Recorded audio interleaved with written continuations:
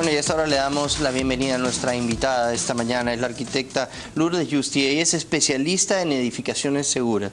Y vamos a ir paso a paso para revisar la normativa, para analizar si realmente esta explicación que nos han dado en VK de no, yo como me dieron la licencia antes de la nueva normativa de seguridad, entonces ya no me tengo que adecuar, es válida. ¿Es así como funcionan las leyes en nuestro país?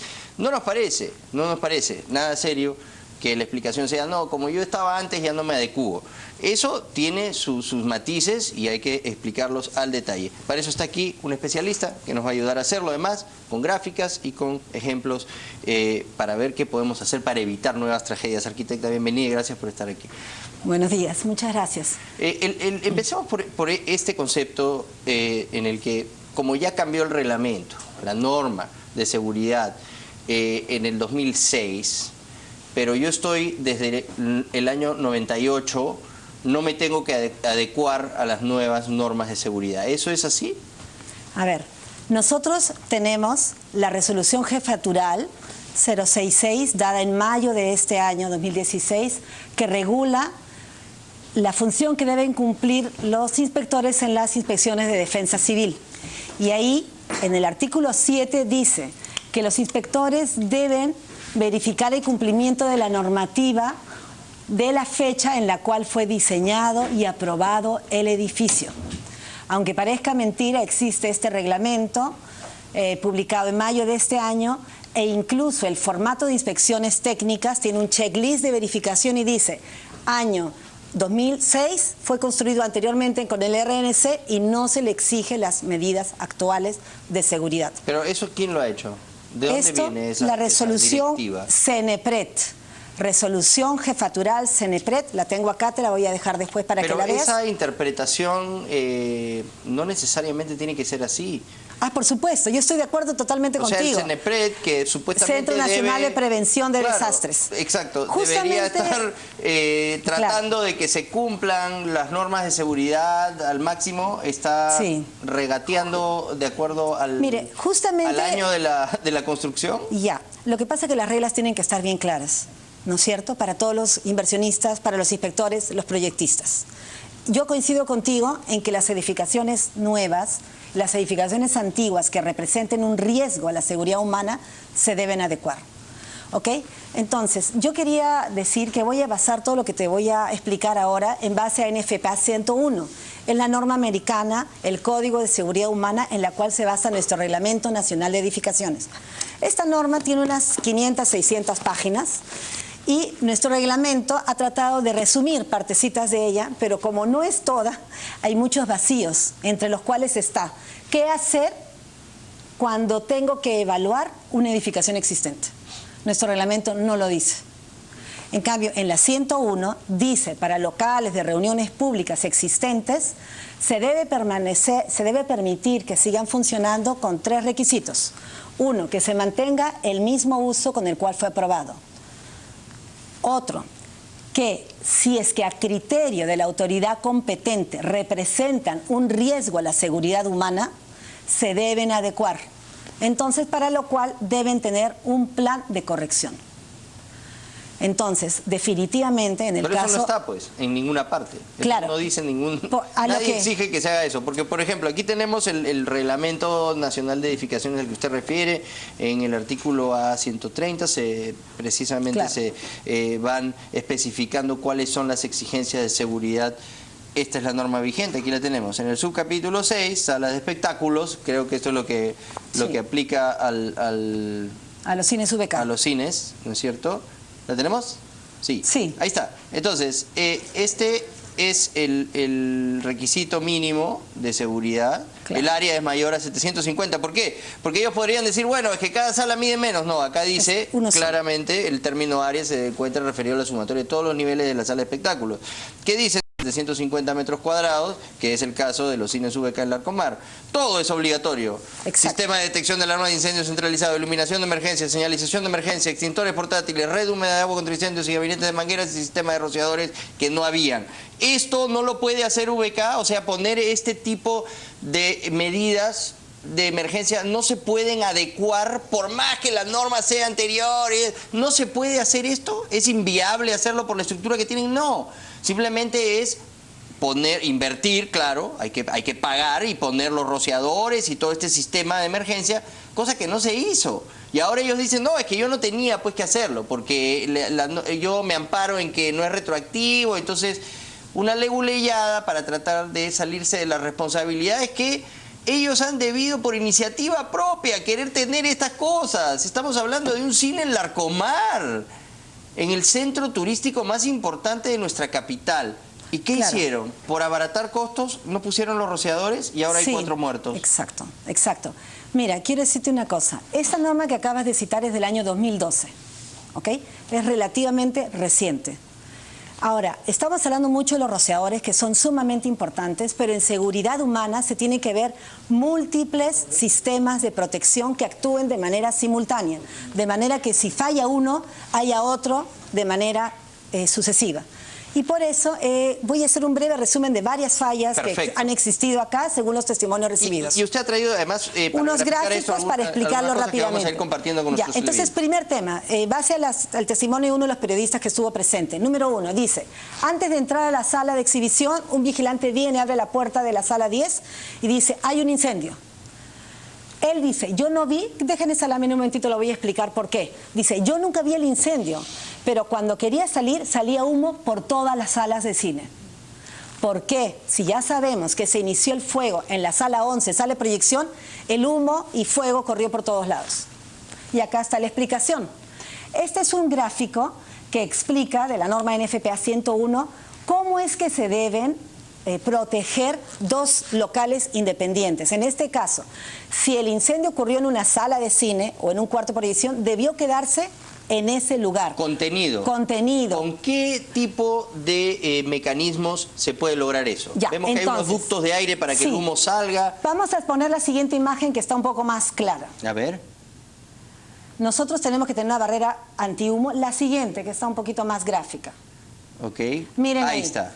Esa pared roja significa que yo entre los dos locales, llámense restaurantes, salas de cine, sala de proyección, tengo que tener una barrera cortafuego y cortahumo. Tengo arriba, además, ¿qué pasa? Por lo que hemos visto, se deduce que todas las salas de cine tenían un cielo raso común. O sea, la pared que los separaba solamente llegaba hasta el cielo raso. Así es. En la parte alta, entre el cielo raso y el techo, está el muro dividiendo. No está. No había un... No, pero en esta gráfica es lo recomendable. Debería tener un muro que lo porque si separe. no se contagia todo, pues... Y por el ducto del aire acondicionado, que es como un canal de fuego y de humo, tiene que tener una clapeta que automáticamente, cuando detecta humo, se cierra. Y si hay tuberías, tiene que tener unos sellos. Hay muchas variedades en el mercado, esponjitas, sellantes, que con el calor se inflan y se vuelven totalmente herméticos. La puerta cortafuego debe tener ahí un detector de humo para que active un sistema de cerrado automático. Entonces, si se produce un incendio, haya o no haya nadie en el lugar, como ha parecido que fue acá en la sala de proyecciones, de inmediato todo funciona automáticamente. Y otra cosa importantísima, que tampoco lo dice nuestro reglamento y que es indispensable, detectores de humo en el techo abajo y arriba. Vamos a ver qué pasó. Siguiente lámina. ¿Qué es lo que pasa? Si nosotros tenemos 3 salas de cine y se empieza el fuego en un lugar, ya sea abajo o en la sala de proyecciones, y en la parte alta tengo todo un camino horizontal, el humo corre por todos lados. Exactamente. ¿Qué fue lo que sucedió? Eso es lo que ha sucedido, ese humo y ese fuego. Vamos a ver en la siguiente lámina. Entonces, esto se le suma además muros con tecnopor. Este material está totalmente prohibido en otros países. Cuando se quema, libera un gas tan tóxico, ácido cianhídrico, 25 veces más tóxico que el monóxido de carbono. Te provoca un paro respiratorio y mueres por infarto pulmonar. ¿Y estaban los muros en la sala VK hechos con tecnopor? Es muy probable que sí, por lo que se ha visto en las imágenes. Porque nuestro país, digamos, las características del humo, este humo negro que vimos. Sí, es polietileno. Bueno, es fácil de determinar si es que había eso o no. Exacto. Ahora, claro, aquí no hay dolo porque usted dice que no está prohibido. Exacto. Lo que yo quiero decir es que nuestra normativa tiene muchas deficiencias y justamente a raíz de esto se debe corregir. Entonces, inmediatamente se debería derogar este artículo del CENEPRED, donde dice que una edificación no se le puede exigir un requerimiento que pone en riesgo la vida humana porque fue autorizado hace 20, 30 años. ¿No? Eso en primer lugar. Número 2, deberíamos compartimentar. Hay otras imágenes que también puse ahí. Vamos por favor. a seguir revisando. Si es que se produce un temas. fuego, se tiene que contener. Entonces, ¿qué sucede? Nosotros deberíamos tener entre cada sala de cine, entre cada local comercial, una pared de cortafuego de piso hasta el techo, como el lado de arriba. Y si es necesario tener el cielo raso y tener todo este ducto, todo este espacio horizontal que comunica a todos, se puede dar. Pero ese cielo raso también está certificado y es protegido contra fuego y contra humo. O sea, la cosa es que se contenga en cada espacio individual el incendio, si acaso se da. Exacto. Y que de esta manera no se disemine por todo el local, sí, y que genere más pérdidas. Exacto. Otro caso importantísimo, no sé si hay alguna otra imagen, es que siempre en toda edificación... Entonces, claro, así quedaría. Pasar. Entonces, las salas que están yuxtapuestas a esta sala central donde está la supuesta emergencia no sufren ningún tipo de daño. Exacto. Entonces, ya no hubiéramos tenido ese testimonio del periodista. ¡Qué raro! Hay un incendio en la sala 10 y por todas las puertas está saliendo humo negro. ¿Qué pasó? Se bloqueó una de las salidas. Generalmente las personas tienden a salir por la puerta que ingresaron. Nunca se debe permitir que haya público si tengo por lo menos 2 salidas habilitadas. Esto es una negligencia muy grave que ha tenido el VK de permitir que haya personas adentro teniendo la puerta principal cerrada. De permitir que haya personas trabajando en las oficinas administrativas teniendo la puerta de las oficinas que comunicaba hacia los estacionamientos cerrada. Ya sea que ahí han muerto, ¿eh? Por eso es que han muerto. Han muerto porque la puerta estaba con llave. ¿Y eso no es un acto criminal? Eso lo determinarán. Por supuesto, yo creo que debería haber una responsabilidad penal. Y cada vez que uno va a un restaurante, nosotros deberíamos ser los primeros como usuarios en denunciarlo. Uno va a un restaurante, la puerta corta de salida está cerrada. Y nosotros tenemos un término en castellano, seguridad, que en inglés tiene 2 maneras diferentes. Security, que es seguridad contra ladrones, y safety, contra incendios. Entonces, muchas veces nosotros por seguridad, para que la gente no se salga sin pagar, no robe, no entre, se cierra con llave una puerta que es indispensable que esté abierta para salvar la vida humana. Claro, entonces pones en riesgo la vida de las personas ante el supuesto caso de algún robo, de algún tema de seguridad. Sí, entonces volviendo a los múltiples sistemas de protección de un edificio. Sí, primero que no se debió presentar ese cortocircuito. Ese cortocircuito, ¿por qué se da? Si es un calentamiento de un cable, ahora todos los tableros son con llaves termomagnéticas, que inmediatamente, en caso de un calentamiento, se desconecta. Había una falla ahí.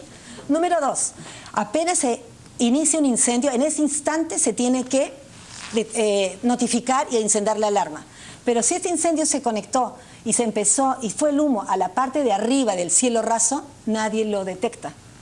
Entonces no se activa el sistema de alarmas. Como dices, no hay detectores en el cielo raso también. Claro. O sea, tiene que haber en los 2 espacios. Nuestra norma tampoco lo pide. Y eso en ningún proyecto que... Bueno, nuestra norma es un desastre, entonces. Sí, sí. Pero en realidad, entre líneas dice, tienes que seguir el estándar NFPA 72, norma de código de incendios americana.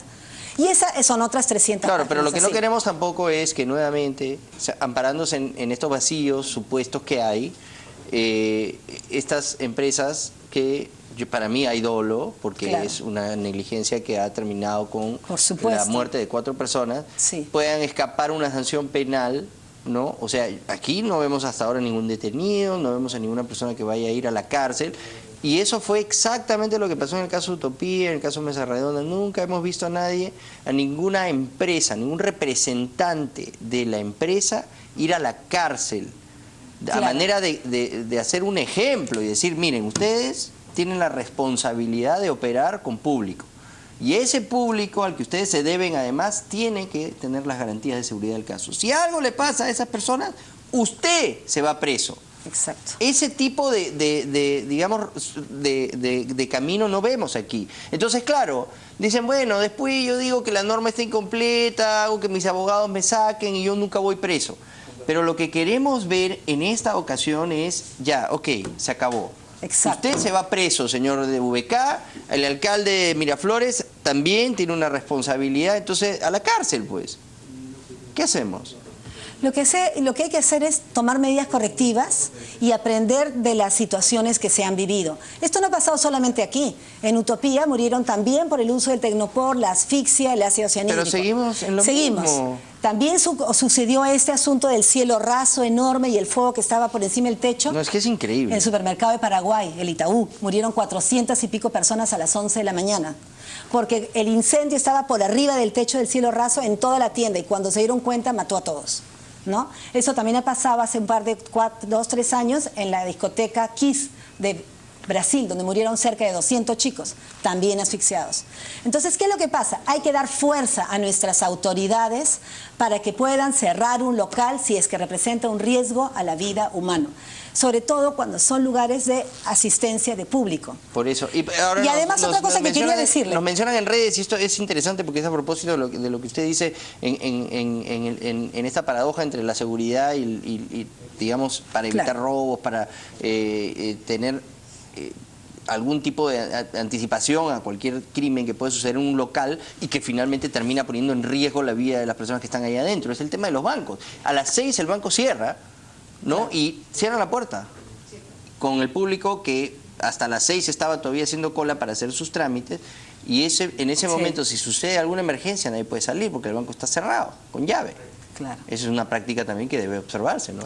Por supuesto. Entonces, ¿qué pasa? Por ejemplo, volviendo al FPA 101, te dice, cuando viene un grupo de inspectores, si ve alguna situación que de repente no están muy claros de cómo actuar, uno debería tener la potestad de llamar a un especialista, un técnico de mucho mayor nivel, especialista, a cuenta y costo del administrado. Y ese es el otro tema. Que mira, antes, en la época de Toledo, se empezaron las inspecciones técnicas, había un costo por pagar las inspecciones, había un sueldo a los inspectores que en el gobierno de Alan García disminuyó. Se bajó el costo de las inspecciones, se bajó el sueldo de los profesionales, se ha creado un caldo de cultivo para mucha corrupción, porque los sueldos son muy bajos. Y ahora encima dicen, ya las inspecciones no van a ser cada 2 años, sino que la municipalidad y Defensa Civil, sin que haya un dinero que ingrese, tiene que inspeccionar todos los locales. Se necesita fondos, se necesita dar fuerza a la autoridad competente, se necesita poder decir, este local no va y de inmediato tiene que tener un plan de corrección. Correcto. Bueno, muchas gracias por haber estado aquí, arquitecta, y estas precisiones. Sin duda tenemos que empezar a tomarlas en cuenta para hacer normas que sirvan.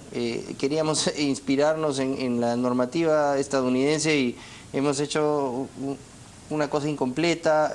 Hay que realmente hacer estas precisiones urgentes para ya que esto deje de representar un riesgo para las personas que van al cine, que van a un centro comercial, que van a una tienda, que van al banco. O sea, cada vez que nosotros vamos a un sitio, estamos en una trampa mortal sin saberlo. Eso no puede ser porque el Estado tiene que garantizar la seguridad de sus ciudadanos. Y eso no se está haciendo. Otro punto pequeñito que quería decir, por ejemplo, en el FPA te dice, todo lugar de más de 6.000 de personas se evalúa la administración, el personal humano que está a cargo de la seguridad. No puede ser un gerente simplemente porque estudió en una universidad de prestigio economía, sino tiene que tener también necesariamente una persona especialista en seguridad y manejo de multitudes. Gracias por haber estado aquí esta mañana. Hacemos una breve pausa y hablamos con los deportes y Samuel Falvi.